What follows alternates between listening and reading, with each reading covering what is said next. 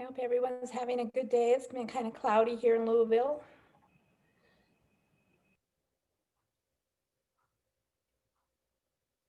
Thus the weather conversation before we start. Vida, I will continue to monitor the participants as it goes on, but I think we're safe to start now. Okay, thank you, Tiffany. I would like Tiffany, would you put your visual on, your photo? I would like, first of all, to thank Tiffany. She is our Associate Director of the Kornhauser Health Sciences Library, and she has put the logistics for this program together. She's done the technology and worked with the panelists and our speaker, and I just would like to say thank you for all her work. We so appreciate her. My name is Vida Vaughn. I'm the director of the Kornhauser Health Sciences Library here at the University of Louisville, and we have been discussing how we can have a voice in this current social and health environment. And we felt that our contribution could be in facilitating important conversations, and that our superpower per se is that of information. And we feel strongly that providing knowledge empowers people to be their best, whether it's the students, clinicians, community members. It's with knowledge that change can come. And so tonight's event is the first of 3 that we're hoping to have this year on various topics. But tonight's event is Closing the Gaps During a Pandemic and Beyond: Information, Individuals, and Inequity. And the agenda for the evening will be, I'm going to introduce our keynote speaker. We'd like to ask that everyone keep their microphones muted, please. If you have a question, please put it in the chat box. We'll be doing the questions at the end to make sure that everyone has, all the members of the panel have an opportunity to have their voice heard. And then Tiffany is going to be monitoring those questions, and we will have that time at the end. We'll have our keynote speaker, and then I will introduce, after Dr. Hines is done, then I'll introduce our panelists, and then they will have time to share their experiences in relation to this topic. And then after that, we will have our time set aside for questions and answers. So with that, I am honored and excited to introduce our keynote speaker, Dr. Anika Hines, and she is the Assistant Professor in Health, Behavior, and Policy at the Virginia Commonwealth University School of Medicine.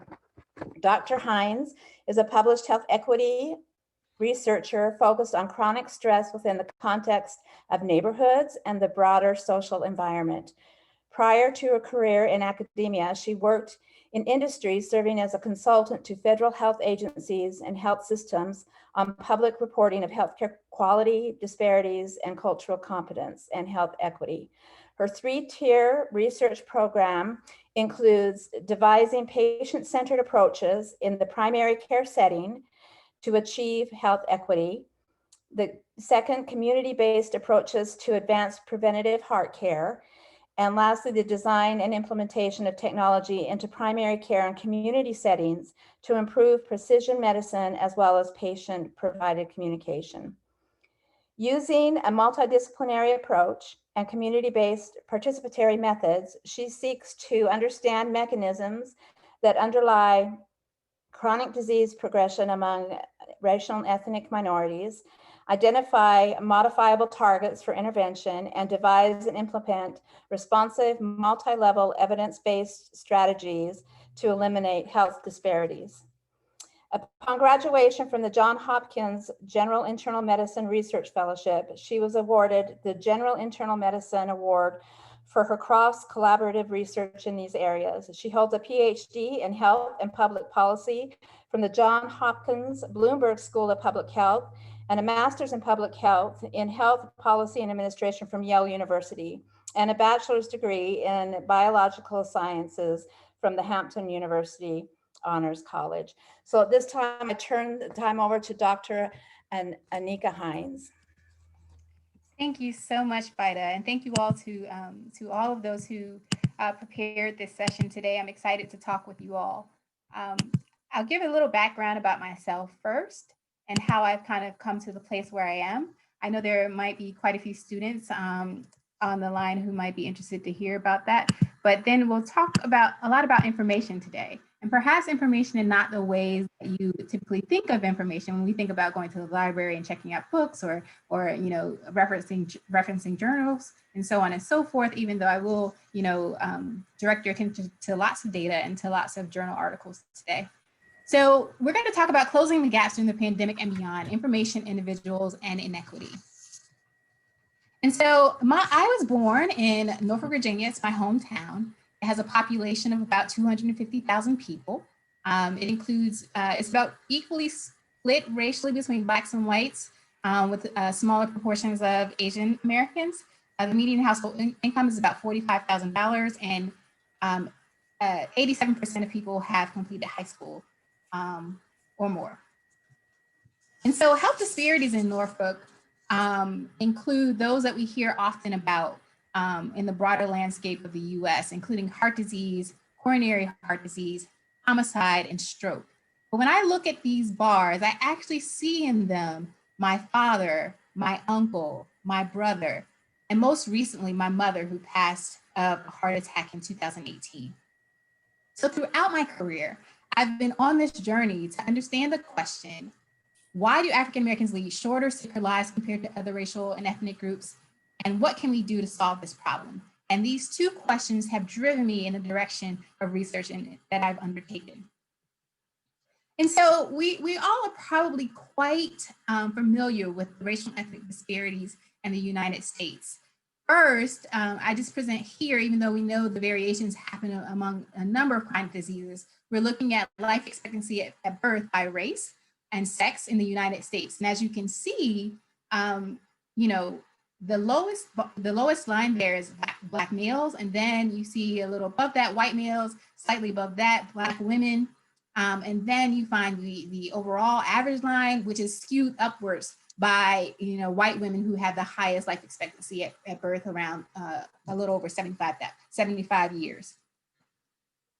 And not only do we see disparities with regards to health and health outcomes, but we see disparities with regards to healthcare quality. So this is actually a graphic from the National Healthcare Quality and Disparities Reports, which actually shows the number and percentage of quality measures for which members of selected groups experience better, same, or worse quality of care compared with the reference group. And in this case, it would be whites and those with higher income. And so based on these reports, which are congressionally mandated and presented by the Agency for Healthcare Research and Quality, as you can see in the Black versus white category, 102 quality measures, which include aspects of care such as safety, patient-centeredness, inpatient outcomes, outpatient outcomes, are actually worsening. They're becoming worse over time, and the disparities are becoming broader with regards to Black-white disparities. We see similar cases with regards to Hispanic versus white. We see 77 measures are getting worse. American Indians and Alaskan Natives, 46 measures are worsening, 44 worsening among Asians. And in the poor versus high income category, we see that 88 measures are actually getting worse compared to high income counterparts. So we have our work cut out for us in the area of healthcare with regards to improving healthcare outcomes. And most recently, we have taken notice of disparities in COVID cases. And this took some by surprise because when the pandemic first hit, particularly in Europe, we found that there were high levels of sort of incidence and mortality among richer people. So the idea was that, oh, maybe COVID was, kind of a rich person's disease, disabling people who are these jet setters who move from country to country. However, when we saw the pandemic spread to the US and we saw, cases rise, inevitably the Black, white, non-Hispanic white disparities shook out as well. We saw increases. We saw that in terms of cases, Black African Americans and non-Hispanic persons were 2.6 times higher, and hospitalization 4.7 times higher, and death 2.1 times higher. And also with regards to excess deaths associated with COVID-19, we see that, where you look at the bottom left figure for non-Hispanic whites, that line is pretty flat. But where you look at all the other racial and ethnic minority groups, you see a lot more kind of variation, and you see much higher sort of percentage of change in deaths over time as well. And so, some experts have talked about within the context of the COVID-19 pandemic, this new kind of herd immunity, a pandemic within the pandemic, in which we have seen heightened racial tension. And so this is just a graphic from the Mapping Police Violence data that shows that about 17% of Black people who died as a result of police harm were unarmed, which is a larger share than any other group and about 1.3 times more than the average of 13%. And you can see here that there's a disproportionate number of deaths resulting from police violence by race ethnicity for Blacks compared to other racial and ethnic groups. And we're talking about disproportionate, we're talking about, sort of percentage of the population compared to percentage of deaths.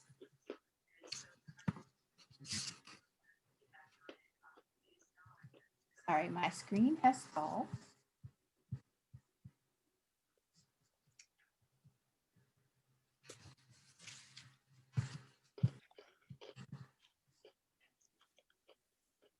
So I'll just move on. So here we are. So I in some of these cases even hit home for Louisville, and these are not all related to police-related deaths, but they are related to efforts where racial tensions were increased. In the case of Ahmaud Arbery, he was actually killed by civilians who were policing their own neighborhood, but not police officers. But I showed these pictures to remind us, similar to the family members that I showed, that behind the statistics, behind the charts, behind the graphs, there are families represented. There are mothers and fathers and sisters, brothers, daughters, and sons. And as professionals, moreover, as humans, it's our daily task to keep humanity before us. And so when we walk into patient rooms or if we're doing research, we have to keep in mind that the numbers that we see are not just statistics, they're actual people. And sometimes in the milieu of information or misinformation, we can become distracted and forget that what we're doing is really about human-to-human connection. Our innate human inclinations to care, to love, and to trust can be compromised if we lose sight of this fact. And so, moreover, asymmetric information and misinformation helps to propagate feelings of detachment and mistrust, and consequently the inequities that we see, not only in healthcare, in the broader society. So there's this film called The Social Dilemma that I recently watched. It was both fascinating and scary. It talked about how we are constantly being bombarded with images via various avenues that shape our thinking and ultimately our behavior. The movie focuses on social media. However, the effects of the information environment extend beyond the connections between your internet browsing history and the advertisements that are pushed our way. If you all have ever, searched something on your phone and the next thing you know, you see a TV commercial, is not happenstance. If you want to know more, watch Social Dilemma, and you can find out the ways in which our environments, our information environments, are very much cultivated in a targeted way that are determined in a way to influence purposefully to influence our behaviors, including our buying behaviors, for instance. And so what does this have to do with healthcare? So the main takeaway here is that information not only shapes, kind of what we know, but it shapes how we perceive each other. Perpetual exposures to negative representations of people and groups seeps into our subconscious in ways that we are sometimes unaware. And that can translate into behavior. And so nearly 20 years ago, there was this book called Unequal Treatment that was put out by the Institute of Medicine, which was published to illuminate disparities in healthcare that were not attributable to insurance or income. And so all the studies in the book actually control, they adjust for income and insurance. And therefore, you're able to see the impacts of race isolated in the context. And in doing so, it unveiled ways in which biases in the healthcare encounters may contribute to health disparities, including the role of what we would call implicit bias. And so, many of you have probably heard this term. When we say implicit bias, we're talking about attitudes or stereotypes that affect our understanding, our actions, and our decisions in an unconscious manner. For example, having an automatic preference for one race over another without even being aware of that bias. Or unconscious racial stereotypes, for example, presumptions that Black and brown people or poor people or mentally ill people are inherently dangerous, criminal, or unintelligent. And sometimes you also hear these biases manifested as microaggressions. And when we say that, we're talking about brief, everyday exchanges that send denigrating messages to certain individuals because of their group membership. For example, clutching one's purse when a Black person enters an elevator, or switching the side of the street when someone approaches you of, a minority race. In addition, there are macroaggressions such as discriminatory insults, which we are all kind of at heightened awareness of. And we know when someone has been, openly, macroaggressively racist towards you. And sometimes the microaggressions are a little more difficult, a little more subtle, and harder to detect. Notably, these aggressions, even though they're considered subtle, they're not harmless. We know that experiences with microaggressions are associated with a variety of mental health outcomes, and no one is exempt. As you can see on this particular slide, we have, various physicians here, or, maybe medical trainees, with things that have been said to them perhaps by patients. Do you speak English? Are there any doctors from America here? Nurse, can you help me find a doctor for me? These things are all types of microaggressions that one might experience. But I want to talk a little bit more about the influence that these sorts of behaviors have on healthcare research and interactions with people of color, specifically within the context of health inequities. So deep-seated perceptions of Black people in particular as subhuman or superhuman, and sometimes both of those simultaneously, extends back to historical roots of this country, deeply seated in slavery and all sorts of, historical, Jim Crow, all sorts of behaviors and legal and laws that were put into place to create these hierarchies in society. We can see this manifested in more contemporary settings with the Tuskegee syphilis study among Black men in Macon, Alabama, which happened up until the 1970s, in which the U.S. Public Health Service, the U.S. government, actually studied the effects of untreated syphilis when a viable treatment, penicillin, to cure the disease was actually available. And so, people were not infected with syphilis as some, often tell the story. That is untrue. But they were withheld appropriate treatment when penicillin was known as a cure for the disease. And since then, this was such a heinous and horrific act, and there was such concern raised about this in the context of research that regulations have been put into place to protect human subjects from exploitation such as this. Because, for instance, in the study, people were offered death plots for their participation in the study, and having an honorable kind of burial was the sort of the benefit, the incentive to participate. So, however, this mistrust did not just impact, sort of research at the time, but experiments such as these have actually cultivated among Black communities and, sort of mistrust of research that remains today. There still remain kind of residual effects of experiments such as these, and this is just one example. If you look more at some of the earlier on experiments on not only African Americans, but also prisoners, the mentally ill, and all the things that help to construct the human subjects research, regulations that we have, you will find that, when people are thinking of mistrusting the system, mistrusting research, it's not completely unfounded. There are historical reasons and traditions and a number of atrocities that have gone on that have caused people to mistrust healthcare and to mistrust research. And here's just another example, and this is the sort of seminal article by Schulman and colleagues. And what happened here is, healthcare is not exempt from implicit bias, though, medicine is often characterized as a field of objectivity. It includes human interactions, which always involve a level of opinion. And in this seminal study by Schulman and colleagues, physicians were actually given vignettes of patients with similar clinical characteristics with various photos. So they all had the same clinical characteristics. They were presented with these 8 photos: Black men, Black women, white men, white women. And then they examined whether or not they would be advised or recommended for cardiac catheterization. Now, so, that's one thing.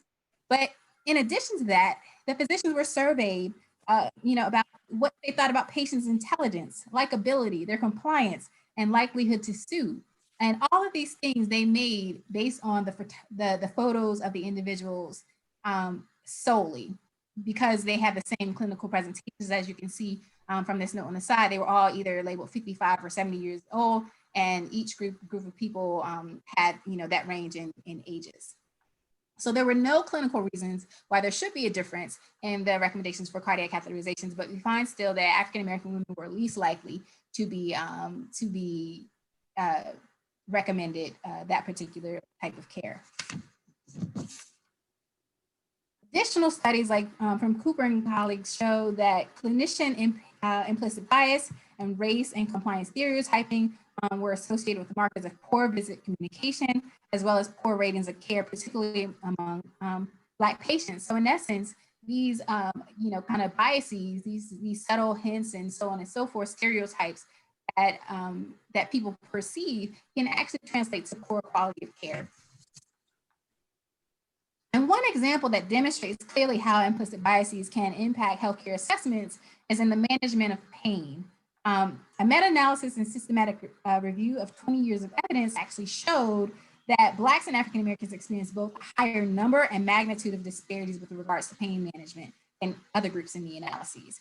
And here you see there was a study in 2006 published by the Proceedings of the National Academies of Sciences that found that medical trainees may use false beliefs about biological differences between Blacks and whites to inform their medical judgments.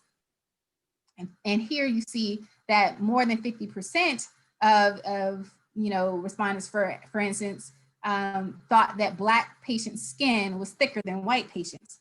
And there are a number of other myths, and this is a really interesting article by Hoffman et al. From 2016. If you're interested in learning more, I would definitely advise you to go there.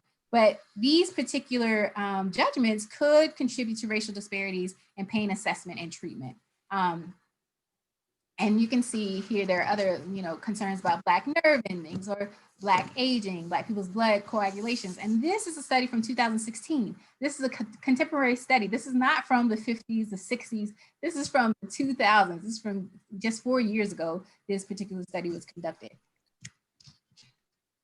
And so I would, encourage all of us to take the implicit bias test. It's free and confidential. The first step is overcoming our subconscious biases, are to be aware. And so, you can actually go to this site, take this implicit bias test. It will actually, give you an answer about which ways you might be biased. It'll show you a series of pictures and words, and you'll be asked to match accordingly based on various criteria, and they will kind of use your reaction time to demonstrate if you have a bias towards them. If you have an easier time matching certain pairings versus a harder time matching others. It's a really interesting test and it's really informative. But understanding implicit bias is not enough. Focusing on subconscious biases in work absolves individuals of the conscious and explicit ways we act out our biases towards groups. To say, oh, well, I'm unaware, I can't really do anything about it, is to assume that nothing can be done. However, we can overcome some of this autopilot programming by training ourselves and exposing ourselves to alternative perspectives. And it's important in this way that we are exposed to various groups of people. We also have to give ourselves a space to make difficult decisions that may be contrary to our natural assumptions.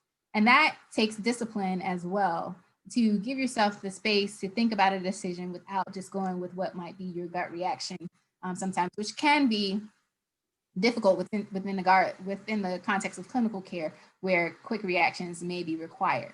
But again, by training ourselves, exposing ourselves to alternative perspectives, we can slowly help to build a new kind of area in our subconscious with regards to various issues.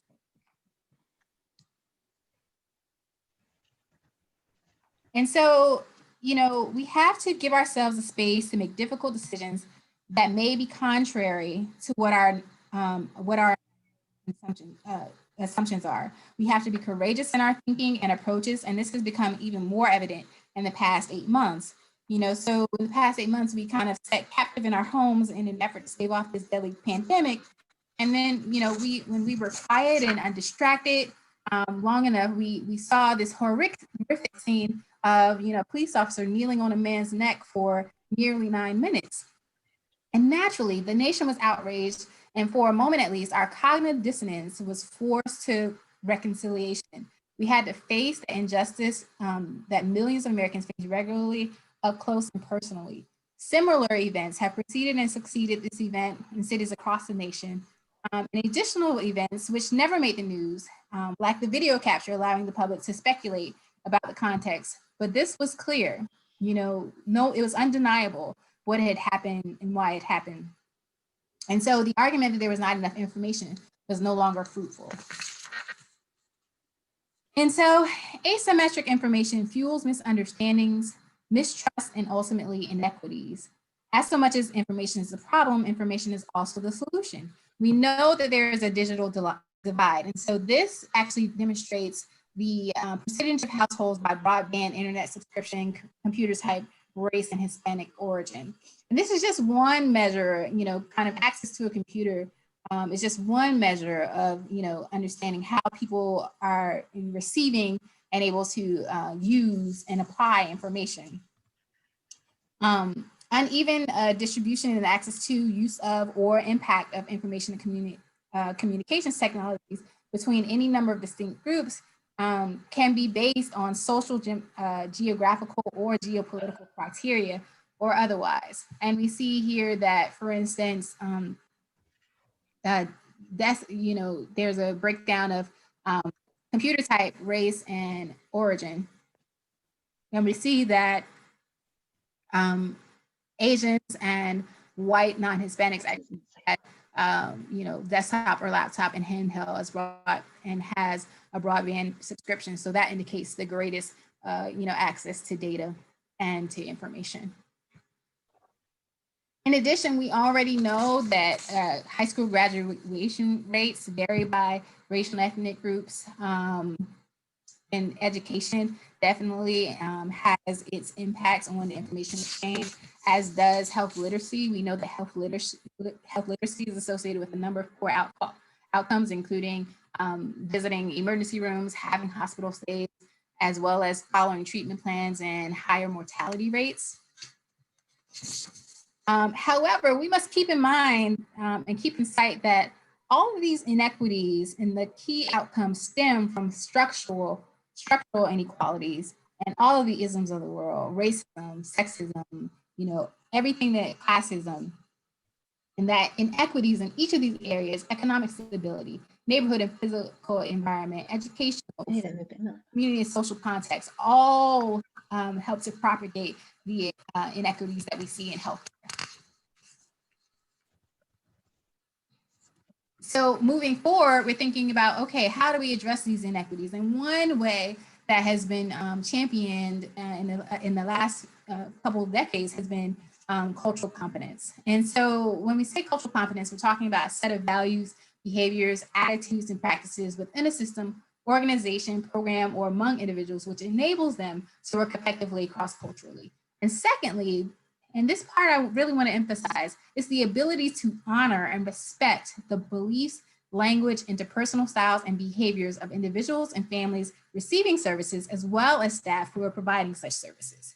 However, I would argue that beyond people's mere access to information, to tools, and processes, that the human-to-human communication exchange is paramount to addressing inequities. This is particularly important in the healthcare setting.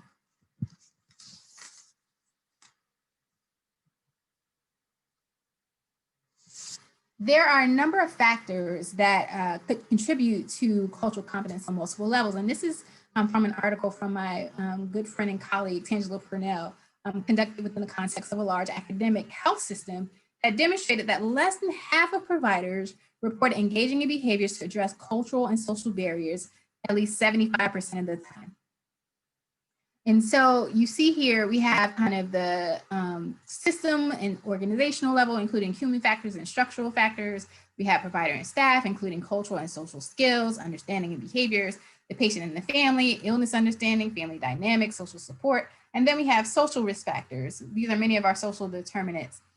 And finally, we have, kind of patient outcomes, including activation and engagement, experiences of care, treatment adherence, self-care behaviors, and health status. What we need is an approach that creates the space for human interactions, for the human interactions that we hope to see. So cultural competence in practice is really about making human to human connections. So before my life as an academician, I served as a consultant on cultural competence and health equity for health systems. We would perform a detailed assessment based on HRSA's criteria for culturally competent organizations. We would assess everything from the signage in the physical facility to the clinics, working hours, to the communication among the staff, and messaging received from the leadership with regards to cultural competence.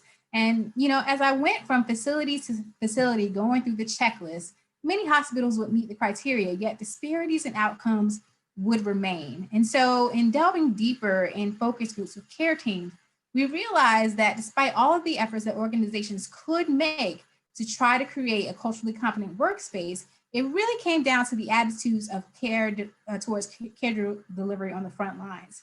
The ways in which people were held accountable for not honoring the beliefs and the personhood of patients are what contributed to the quality of the encounter. Providers that do well treated the lived experiences of patients with equipoised respect. In essence, patients were acknowledged as experts in their own lives, as were physicians in medical practice. Through this acknowledgement, the patient and provider can engage in shared decision-making, which can not only increase behavioral change with regards to clinical recommendations, but also build critical elements of trust and respect that we were talking about before. And we saw this in a study that I did of shared decision-making among African-American patients and their primary care providers, in which when physicians asked, clearly about, their well-being, and there was a sense of caring from the provider, those were the circumstances under which patients felt respected and liked and trusted the provider. So it's not just the onus of trust is not just on patients. However, we have to ask ourselves, what can we do to make our organizations, to make our practices more trustworthy for our patients? And so where many fall short is assuming that we are inherently more different or more alike in relation to our neighbors, patients, and even those we encounter in public spaces. This attitude of there's an us and there's a them is not inconsequential. It distances us from others' humanity and thereby our own. Humans are social beings.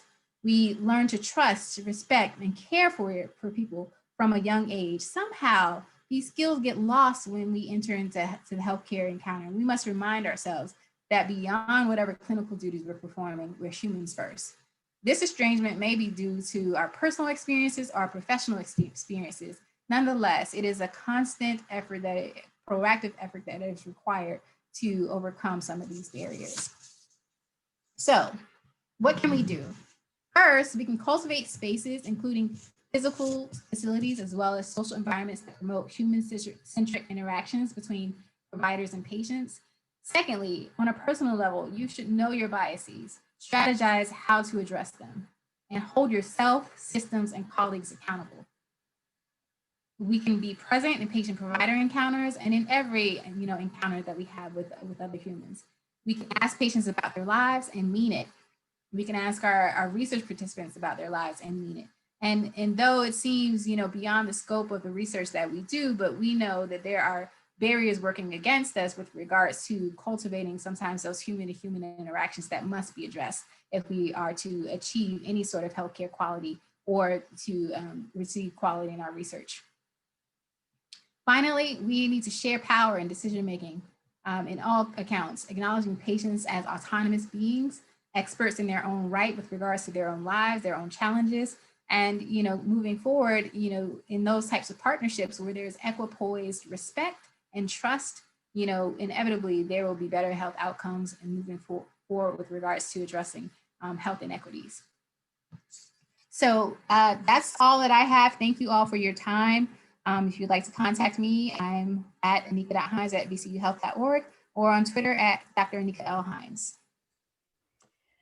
Dr. Hines, thank you so much for a very informative presentation. I learned a great deal, and will take that knowledge into my own personal life as well in my interactions. And I'm interested in taking the implicit bias test. So we invite you to hang around because I'm in the question and answer. And at this time, I'm going to introduce our panelists. So if you would, those who are on the panel would put your videos on so you can wave when I introduce you.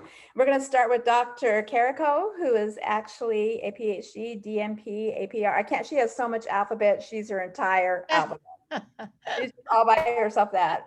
She is a professor. Ruth Carrico is a professor and family nurse practitioner with the University of Louisville School of Medicine, Division of Infectious Diseases, and director of the epidemiological research at the University Center for Excellence in Research in Infectious Disease. Whew. And so I'm not, she has an impressive bio, but in time, I'm just going to, in addition to all this, I'm going to give her most recent accomplishments. She has an impressive list of honors and accomplishments. In 2016, she was the president of the certification board for the Infection Control and Epidemiology Incorporated. In 2017, the University of Louisville's Journal of Refuge and Global Health was launched, and Dr. Carrico serves as the editor-in-chief for this new open access journal. In 2018, Dr. Carrico assumed the position of president of the Kentucky Nurses Association, and in 2020 was recognized as a distinguished fellow in the National Academics of Practice. So would you raise your hand, Ruth, and let us know? Great, thank you. So next we have T. Gonzales, who is with us. T, are you with us? Waving your hand. I don't have all the images in front of me, but T serves as the resident of Louisville, serves the community and the residents of Louisville as the director of the Center for Health Equity, and supports the department's strategy to deepen its focus on the root causes of health through authentic community engagement, strategic partnerships, addressing data gaps and challenges, and through policy analysis and development. As an active community member, T is committed to numerous organizations, projects, boards, and community campaigns. T is a graduate of the University of Houston, where he earned a master's in social work with policy concentration, and he is currently a PhD student at the University of Louisville School of Public Health and Information Sciences. So we're so grateful to have T with us. We're honored to have a medical student from University of Louisville with us. Mike Udoh is a medical student of the University of Louisville School of Medicine, and he holds a dual master's degree in business administration and physiology/biophysics. So we're happy to have him here. And then finally, we have Jessica Petrey. I don't see her, but she's waving her hand. She is actually another associate director of the Kornhauser Health Science Library, and she manages the clinical librarian program, which is deeply and involved in various medical departments and also liaisons with the different schools, the health schools on campus. So I'm going to start with, each person is going to have about a 5-minute presentation of their perspective of what we've been discussing this evening. And we'll start with Dr. Carrico, and then I'll move on to T. Gonzales will be next.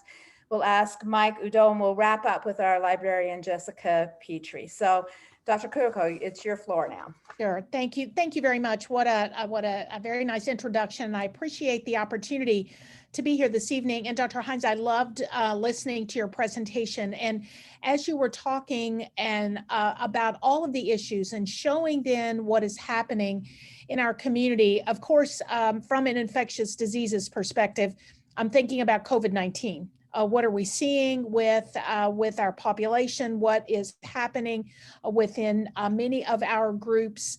Not only those that we tend to think of as being particularly vulnerable, those that are elderly or have many comorbid conditions, but we also know that this is very much a disease of poverty and reflects then access to healthcare, healthcare value, healthcare availability. And that is kind of wound up and I guess bound around our actions now that we are taking with respect to prevention.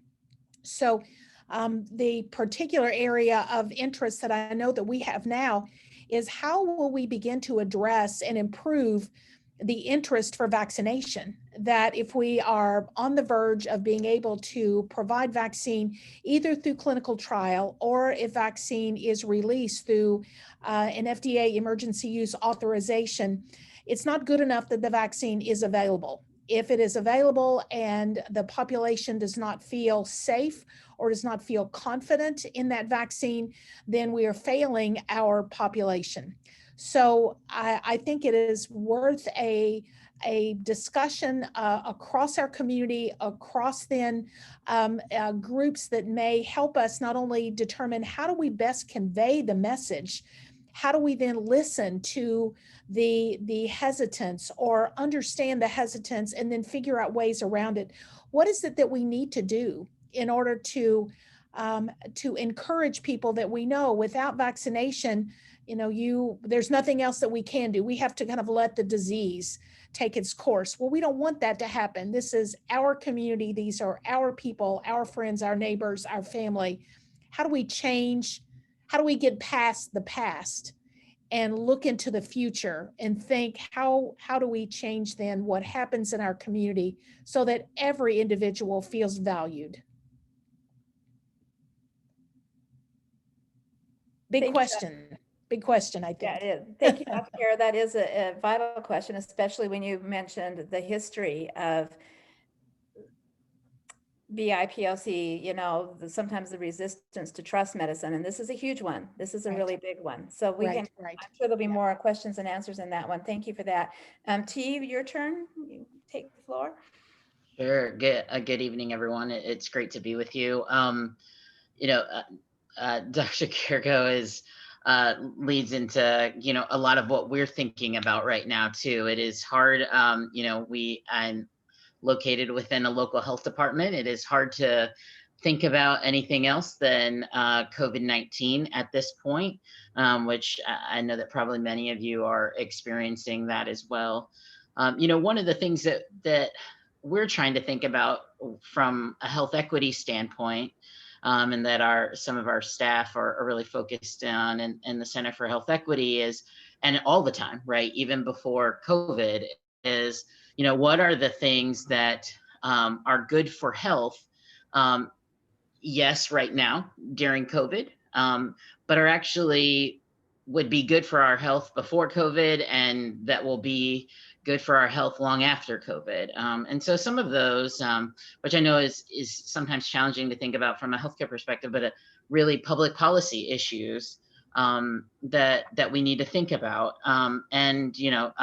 Dr. Hines talked about, holding our systems accountable. And I think that that's one of the ways that folks who are concerned with health equity, it's a huge component of how we might be able to improve population health, which certainly has that strong relationship then to like what happens within our healthcare systems. So some of the things we're thinking about during this time that have been discussed a lot in the public, which maybe folks haven't had an opportunity to think about as clearly before COVID, is, about our essential workers, right? And what the vulnerabilities they've experienced, and then thinking about broadly for all of us, what are the things we need in a workplace environment that go towards keeping us healthy and safe. And there's some particular needs that we can identify right now in the context of COVID, but there's a lot of other components that go, towards the long run of keeping people healthy. One of the things I'm thinking about is paid sick leave. Many of us, myself included, enjoy the benefit of paid sick leave as a part of our employment.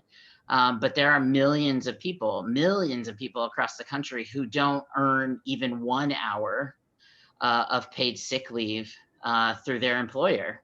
And what that has meant in this time is that people have increased vulnerability increased vulnerability for themselves, but then also if they're not feeling well and not able to skip some hours of work, and so then need to go to work because they have bills to pay and food to put on the table, then are also exposing others. So it's not just good for the individual, but it's actually good for the public to have benefits through our employers like paid sick leave. It's a good public health benefit for all of us. And I think some of the things we'll have to think about as a whole community and society is, whether or not we are going to choose to invest in health in that way for our community. And then the ripple effects that is, certainly if there are people who are able to stay home, that means less people in our doctor's offices and in our hospitals.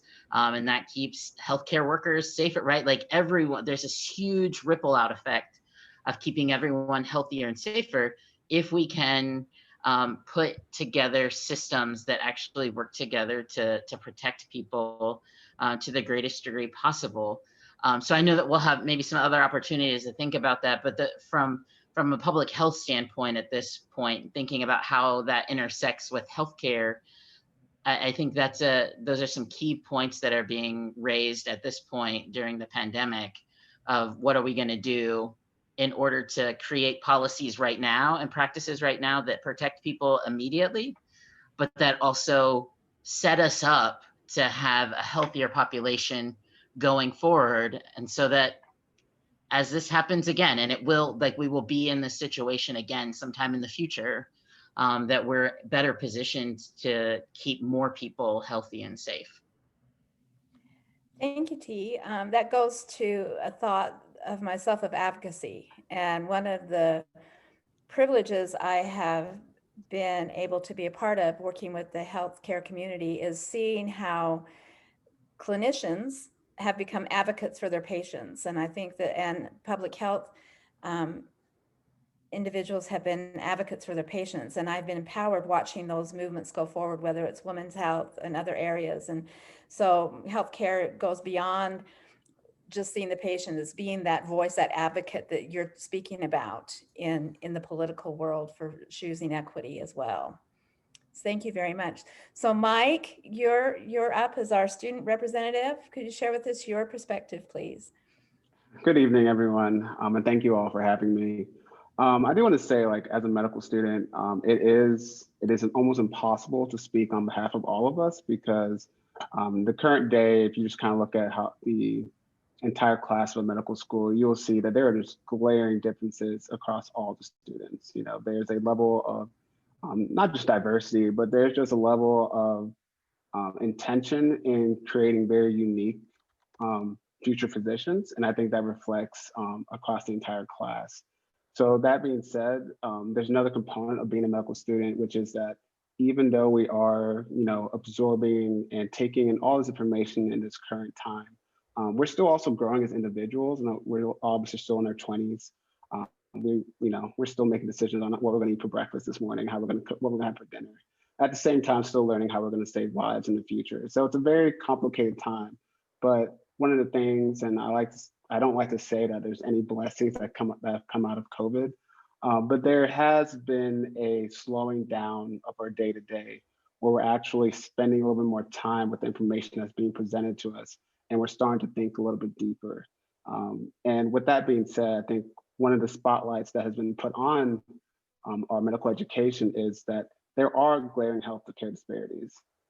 There are things that are going on, like when it comes to just how medicine is presented.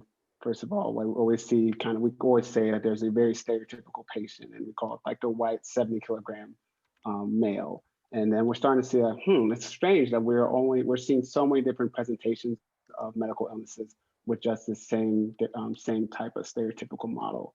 We're starting to ask more questions about things like, why are certain lab values have such race metrics factored in? For example, like glomerular filtration rates to assess kidney function. We start asking deeper questions like, why is it that there's a different metric for whether you're Black and there's a metric for when you're non-Black? There's questions on how presentations of skin conditions. We're seeing so many more examples on them, like the majority. And then when we want to see the same presentation for a person of color, we don't even know what that looks like. So I think that's the one thing about this pandemic that has shown us is that, like, wait a minute, what's going on? Like, how come now, you know, we all of a sudden these healthcare disparities are on the front page of everything that we're learning about, but we've created generations of doctors who, you know, they were sitting in these exact same spots. And we wonder, were they not asking these same questions? Because what you'll start to see in our classes is that a lot of the communication that we have amongst one another is we just start asking. We're like, wait, why is it that we have some information presented based on color and then some not? And then we're starting to give that feedback back to our faculty.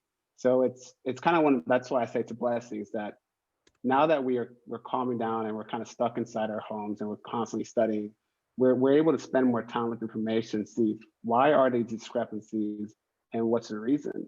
And a lot of the reasons that we're starting to come to is that we just don't have the information. Like, we have not studied this from a multi-perspective where we're accounting the societal factors. We're starting to realize that, hey, it's not just that the patient isn't showing up to their appointments. It's that maybe they don't have the transportation. Maybe they live in an area that's it's too far away, and that we're not accommodating our patients well enough. This is helping to hopefully create that culturally competent position that we all want for our future. Because from every time I go to school, like, one thing I'm hearing is that the future population is changing. It's becoming more diverse. However, we're still kind of using the same ways of teaching to address a brand new population. So I think now it's like we're becoming a little bit more to be honest, bold. I think the medical students now are like, we can ask questions because we know our future patients down the line want us to be aware of what's going on. Like, it doesn't matter whether patient's rich or poor, we should be able to treat all our patients the same. And I think that's where a lot of what Dr. Hines was coming across when she's talking about these different institutions and how they rank when they come to being culturally competent. Like, we have an idea of what it looks like. And now that we know that it's something that it's sought out for and that people want us to be as a physician, we can start to, have more confidence when we go into these institutions and say, well, when you were growing up and becoming a doctor, maybe that wasn't the spotlight. However, me as a medical student, I'm only a second year. As from day one, I've been learning that there are discrepancies, healthcare discrepancies. And as kind of a lot of our medical students are kind of type A personalities, and they want to be better. Like, not a lot of us are going to say it's okay that there are healthcare disparities. Like, okay, like, we don't want that to be on us. We want to say that we're the generation that's helping to make that change. And I think that's what this COVID pandemic has shown us, is that, like, we can't get away from it, that we are constantly being forced to see what's going on. So what are we going to do to change it? Because I like to call medical school just like that loading chapter in our lives, because we spend about 10 years from medical school to residency to fellowship, where we're just learning and we're just absorbing information, building skills so we can make future decisions down the line. So when we finally get to the point where we're that decision maker, what are we going to do? Are we going to be able to say, hey, I took in all the best information so I can treat all my patients with the most respect and it just be equitable? Well, in order to do that, all of our information has to reflect what is currently out there. And what is currently out there is that, based on so many different factors, that there's different reasons why we're having healthcare disparities across almost every condition. So what are we going to do, and what are we going to change about our communication, about our style of treatment, about how we advocate on the issues? It's a very exciting time to be a medical student, because we can see that the future is kind of there for us to help make a big difference. It just comes down to how much time are we willing to spend, and how much respect are we going to give to the fact that there's information out there that we need to go get. It's not going to just be given to us, because there is already an immense amount of information that comes with going to medical school. But the nice thing about it is, unfortunately, the nice thing about the pandemic is that everything is slowed down. You have time to really digest what you're learning, and you have time to make a difference down the line. So it comes down to what are you as a future physician willing to do to ensure the future that we all want to see. And I think that's what makes this very exciting, is that, like conversations like this, we're able to actually talk about these things and eventually, hopefully make a difference.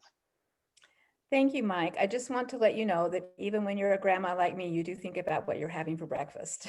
So that goes with you. But also, I do want to say that, having worked with many of the health science students, I do have a great hope for the future. And the fact that you're thinking about these critically thinking about these kind of questions is a powerful start. And we look forward to when you are someone who can take care of, I can come to you with my family. For that respect, as an interracial family, that's important to me, to have those kind of perspectives. And that information basis and foundation is so important. And for that, we're going to go on to our next panelist, to Jessica Petrey, our Associate Director of the Kornhauser Library.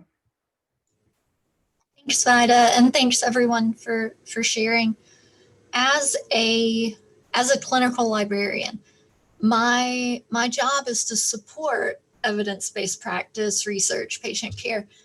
And when we talk about evidence-based practice, we often kind of conceptualize or visualize that as 3 overlapping circles or 3 pillars, one of which is the evidence, the research, the published literature, the data. You have the patient and you have the provider's expertise. And librarians tend to be most associated with the evidence category of collecting and retrieving and improving the information seeking skills of those that need to retrieve that evidence. But for that evidence to be a meaningful guide, the evidence has to exist and it has to be accessible and it has to be representative of the populations. Just about everybody has touched on this in different ways, but the published studies have to be inclusive of the populations that need to be treated. And they have to be accessible to the providers. So I expect my team to be respectful of the position of learning people are in, especially our residents and our students and our fellows, but even our faculty that may or may not be at U of L forever and have an embedded clinical librarian chasing them around the hospital.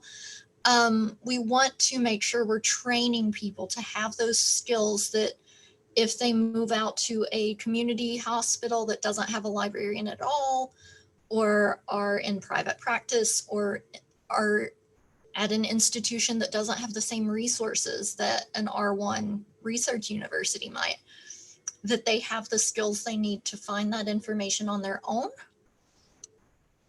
For them to be able to find it, it has to exist and it has to be accessible. So it doesn't matter how good they are at finding resources if they don't have the resources to access. So another thing that I want to brag on Ruth a little bit and the rest of the infectious disease people is that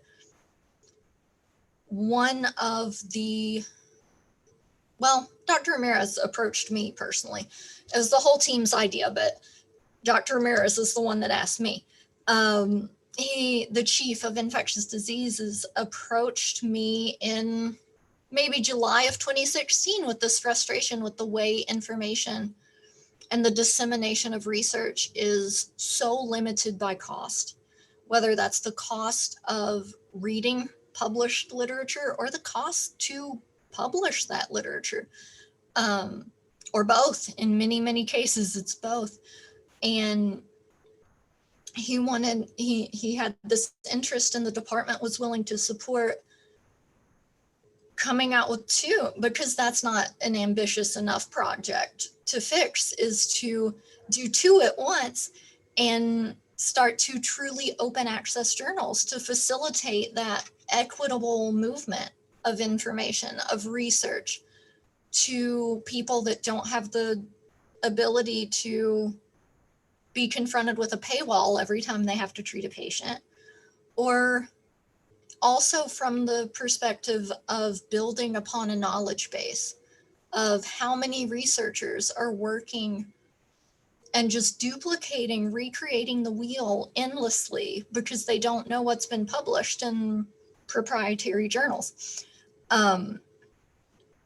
So making that information accessible and equitable and still very good quality with peer review is so important.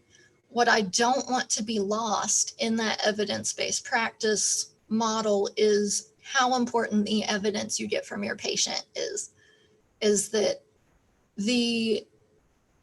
somebody, maybe multiple somebodies, has mentioned and has said that the patient is the expert in their own health. They are the ones that know all the social determinants of health that are affecting them. They're the ones that know their own body and their history and their conditions. So being respectful of their contribution and the importance of that information, even if you're not the warm, fuzziest, most people person, at building those connections, maybe it helps to take it extra clinical and say, this is another piece of evidence that I need. And the most efficient way to do that is to build meaningful connections with my patients in a really practical way that doesn't lose their humanity. So yeah, I got a little off track. I had a good plan, but everybody else said such good stuff. I decided to follow it up instead. I think that's all I have for now, but what I really want, sorry, Vida. Oh, you're good. Go ahead. Go ahead. 1 minute? Fine, you're fine. Go ahead. Yeah. What I really want to hold on to that others have touched on too is moving on to this and beyond timeline and not losing the things that we have gained. We don't want to, we're all uncomfortable saying that we've benefited from a pandemic, but there have been changes that are made. There's spotlights being shown. There's focuses that are coming into view that weren't otherwise. And that a return to normal shouldn't necessarily be our goal. Normal wasn't that great for everybody. It certainly wasn't perfect. It was leaving a lot of people behind in a lot of different ways. So as this is devastating, it's also shaking up the ideas of what's possible and the awareness of what's going on. So I think we need to not be in such a rush to trade in the potential that we have for the way things used to be. Thank you, Jessica. That's very insightful. And I know that we have within the library resources that are focused on cultural care, cultural differences guidance in those kind of situations. And we would certainly be, Jessica's team are fantastic professionals in helping to teach information seeking skills. And we encourage students, faculty, anybody who's interested, community members, we're there to be able to put the links to connect practicing. So this is a time now where we have questions and our question and answer time, and we're going, so is anybody, I haven't seen any typing come in. Have you, Tiffany? No, I have been watching the chat and I have not seen any questions, but if you all have anything now that you don't want to answer out loud, feel free to type it in the chat and we'll be watching. And if you have any additional, I did prepare a couple questions ahead. We'll probably wrap this up before, not too long a time, but I did have a couple questions. So, and anyone can answer these, but so in the sense of interventions that can be designed to not only improve outcomes in a particular group, so we want to improve the helps within the different cultures, but how can we also reduce the disparities between groups? And I know that's a big question, and I think in the divisive environment we're in now, how can we use information, how can we use care practices to be able to improve outcomes, not just for one group of people, but also to reduce the disparities that were so evident in Dr. Hines' in her graphs that she was showing. So we can improve one in one population, but is that going to be able to lessen the gap, and does it benefit all populations in general? Is that too broad a question? Does anybody have any thoughts on that? Yeah, I'll start a response, and I'm sure others can chime in. But I think, it is a broad question, but I think there are ways that we can actually move the agenda in that direction, right? When we're thinking about improving the health of all and while decreasing disparities, I think we really have to think about some of those root causes and some of the issues that are underlying why people have uneven access to certain, health supporting or quality supporting measures or interventions. Because what you do find is that sometimes interventions are designed and then everyone increases, but the disparities remain, which is, kind of a sort of issue across the field. But I think that one way that, and I think that Dr. Carrico was asking specifically about kind of COVID-19 vaccinations and that sort of thing. And I think that all this goes back to how do we engage our communities in a meaningful way from the onset of whatever it is we're trying to accomplish. in order to move forward that agenda. Because just like there are human to human connections, when we are, health systems within the context of communities, it's really important that we partner with the community organizations that, one, helps to build the trust, but then that provides a certain level of understanding as well as to what the driving factors are, underlying a disparity, for instance, in a local context. Thank you. Does anybody else have any perspectives on that? Because we want to have, we want to help. We want our improvements to be beneficial to all while it's lifting up specific populations. And that, I believe, can be a challenge in the environment. So as far as learning objectives that need to exist, and Mike, maybe you can address this in healthcare, and all of you, because you've all been going through you've all gone through the healthcare curriculum or are participating in it. So what do you think are some of the learning objects that need to be better within our healthcare curriculums so that students can identify and respectfully address the needs of patients from marginalized communities? And I know you spoke to that a bit, Mike. You were talking about some of the things that you see are happening and some of the doors and conversations that are being opened in light of the current circumstances. So if you wanted to expound upon that, or if anybody else in your experience has seen areas where there are gaps that could be possibly addressed, curriculums that could be developed, any insight into that? I can continue with some of the things I was saying. So one of my roles as a medical student here is I work with the American Medical Association to kind of help run that chapter. And with that, a lot of what we're doing is kind of advocating for representation. And I think that's something that, something that almost every person who's in higher education has done is they've done a lot of repetition. Anything that they're really good at, they have seen it numerous times in numerous ways. And I think that's where I can't say anything with certainty, but a part of the missing piece with a lot of the disparities that we're seeing is that we're expecting improvements without actually increasing the representation and the reps for our medical students. And when I say that, I always come back down to the simplest example is just the variations in skin color when we see things. I've seen the same disease process in a white patient 20 different times. But when I want to see that exact same process in a person of color, I may see one example, and I may see that example at the same time, and that's the example that's used throughout. That's how everybody has it, I guess. That's how it looks like for everyone with that color, which we all know is not true. So I think a part of it is that obviously there's a level of evolution or rehauling of our information that can't happen overnight. It's going to take, it's going to take money. It's going to take the right people with the understanding of their own biases. Bias is such a I almost think it's kind of a hot top, trendy word to use. That there's implicit bias out there, but I don't think people realize how much impacts their decisions and how much it kind of sways how they go about doing things. So trying to find a way to almost overrepresent certain things so that our students and our fellows are actually able to get a little bit more experience and be able to solve some of these disparities because they're just seeing it more. That's just maybe one solution, but it's a very, very complicated process that's going to take a lot of different people to come together to work on. But there's a start, right? Yeah.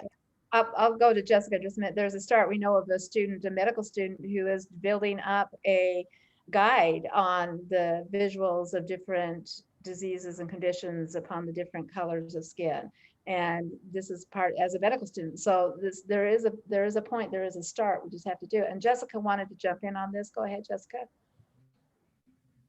Yeah, so I immediately thought of a few years ago, there was an excerpt that went kind of viral on Twitter from a nursing textbook. It's maybe half a page description of cultural differences in response to pain. And everybody's horrified by it because it's maybe half a page, which is not enough to go into all of that to start with. But it doesn't use inclusive language at best. It doesn't use preferred language for groups. It makes broad generalizations or that really play into harmful stereotypes.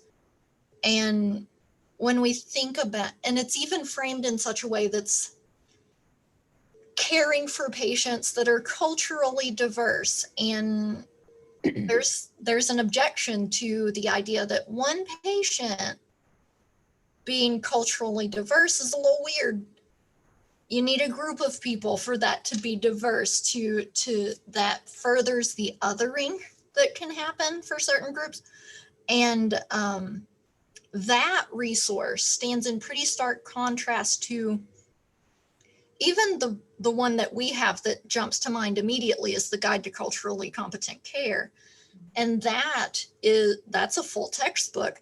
And the first introduction and 3 chapters are really framing what culturally competent care means, the information you need to collect from your patients, the objective ways you can approach those, and it sets it up in a way that is not comprehensive by any means. It's not that big of a book, but it does a great job of giving providers a heads up about things they might need to consider, and frames it in a way that acknowledges that one person will not be representative of their entire, of every person that shares their identities. It's not perfect, but it's a little more respectful of intersectionality and how different identities would overlap. But to be honest, even that one's better than the nursing excerpt that exploded on Twitter. But to be honest, I'm not sure the answer is going to be in the medical textbooks or the medical literature. Trainees need history lessons and world cultures and critical race theory and gender studies and communication skills, and they need the humanities to develop that empathy and that understanding that other people are as real as they are. And one thing that Mike mentioned really in his opening is the way that this generation of med students is able to start being a little bold and questioning. And another way that I hope that this pandemic is shaking things up is the field itself really needs to shift away from this normalization and glorification of exhaustion and skipping meals and physical abuse that we expect our students to put themselves through to succeed, and the competitiveness of it that can really lead to further biases against their patients if they have different standards for what a person should reasonably be able to push through because they did it and they paid their dues. Are we creating generations? And we have in the past, I think we're getting better, of deeply ableist doctors because of the system that we put them through to get there. Well, so that's another thing we can carry forward. I can say from personal exposure and witness that our School of Medicine is being very, very careful and mindful of the wellness aspect of students, which I mean, there's still that competitiveness there, but I have seen the really concerted efforts of administration to have the wellness of the students up there. But it is still a highly competitive. I mean, I've had students in my office apologizing to me for failing, and I'm looking at them going like, I'm the librarian, you don't apologize to me.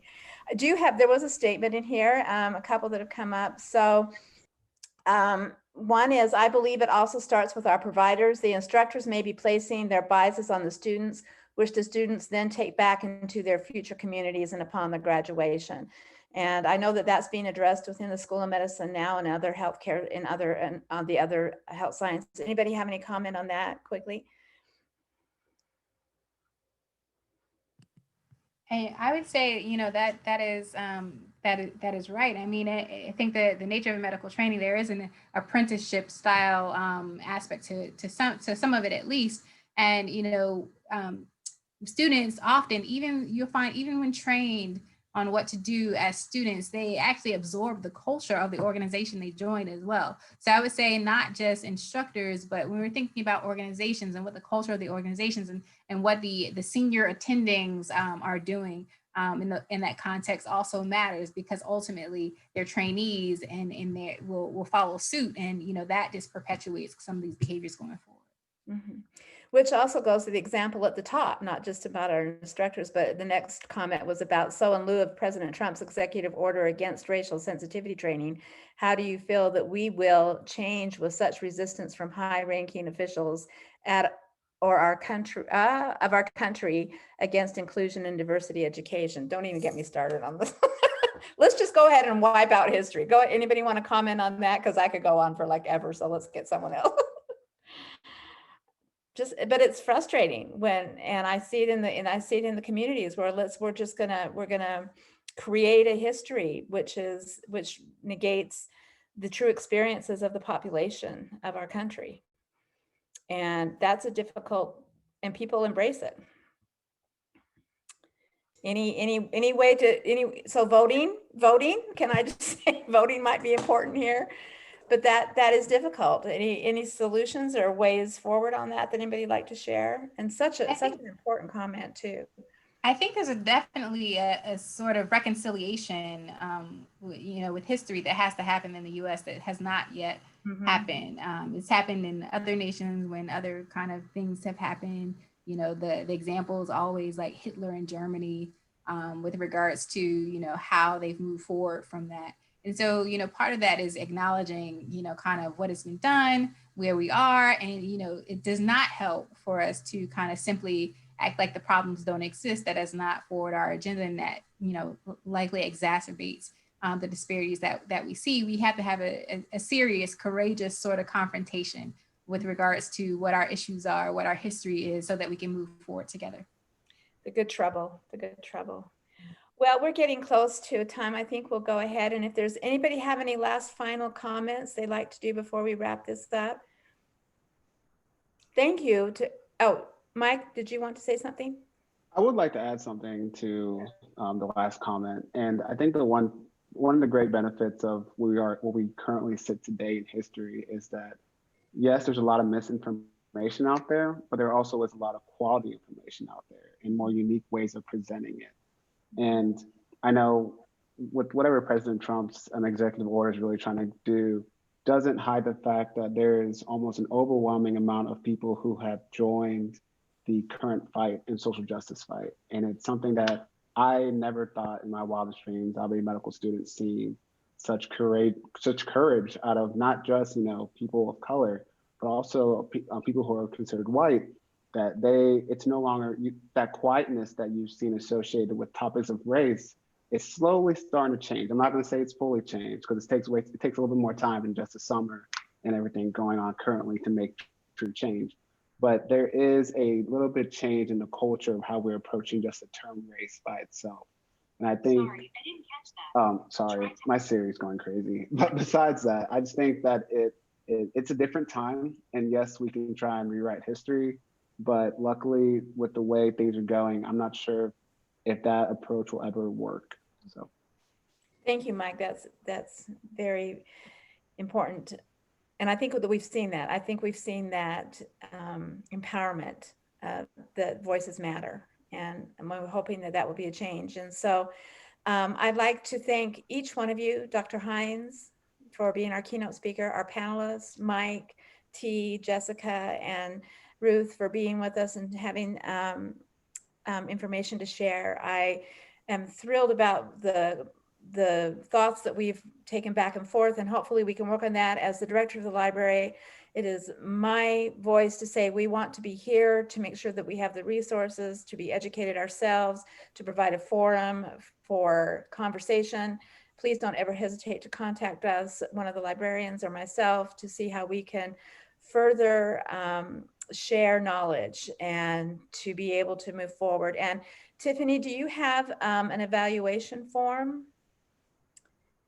So Tiffany has put a link to evaluation form. If we would appreciate it if you would take just a moment to fill that out, and also to know that we had very impressive number of people signed up that weren't actually going to make it. So Tiffany's going to be sending a link to the recording of the session out to everyone who registered for this program. So that will be able to share and to utilize. I know some instructors wanted to share this information in their courses.